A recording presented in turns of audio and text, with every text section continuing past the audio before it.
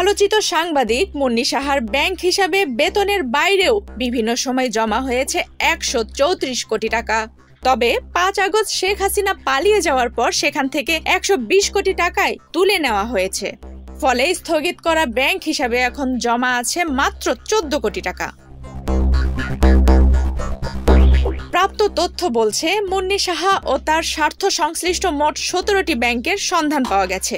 এর মধ্যে সবচেয়ে বেশি লেনদেন হয়েছে ওয়ান ব্যাংকের একটি হিসাবের মাধ্যমে। বিধি বহির্ভূত লেনদেনের অভিযোগে মুন্নি সাহার ব্যাংক অ্যাকাউন্ট ইতোমধ্যে জব্দ করেছে বাংলাদেশের আর্থিক গোয়েন্দা ইউনিট। ব্যাংকে থাকা টাকার বাইরেও গুলশান তেজগাঁও লিংক রোডে এই সাংবাদিকের নামে একটি ডুপ্লেক্স বাড়ির সন্ধান মিলেছে। Double million offer, Walton fridge কিনে পেতে পারেন ২০ লক্ষ টাকা, রয়েছে কোটি কোটি টাকার নিশ্চিত উপহার। বাংলাদেশ ব্যাংকের অনুসন্ধানে উঠে এসেছে, বেসরকারি ওয়ান ব্যাংকের কাউরান বাজার শাখায় মুন্নি সাহার স্বামী কবির হোসেনের মালিকানাধীন MS প্রমোশনের নামে ২০১৭ সালের ২ মে একটি হিসাব খোলা হয়।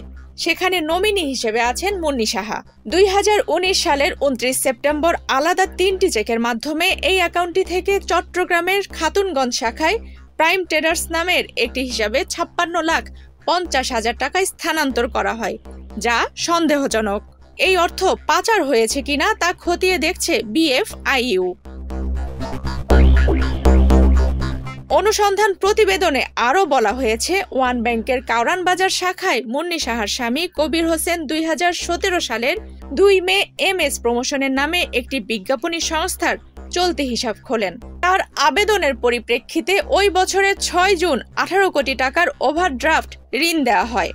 ঋণের দায় পরিশোধ না হওয়ায় গ্রাহকের আবেদনের পরিপ্রেক্ষিতে ব্যাংকের নির্বাহী কমিটি ২০১৯ সালের ২৭ জানুয়ারি সভায় ঋণটি নবায়ন করা হয়। পরবর্তীতে নির্বাহী কমিটির একই বছরের ২৪ নভেম্বরের সভায় অপরিশোধিত ঋণ হিসাবটি নবায়ন সহ ওই ঋণ সীমা বাড়িয়ে ২৫ কোটি টাকা করা হয়। সর্বশেষ ২০২২ সালে ঋণ হিসাবটি ৫ বছর মেয়াদী ঋণে পুনঃতফসিল করা হয়েছে। মুন্নি সাহা সাংবাদিকতা শুরু করেন ভোরের কাগজ দিয়ে। সেখান থেকে তিনি যান ২১ টেলিভিশনে, এরপর যোগ দেন ATN বাংলায়।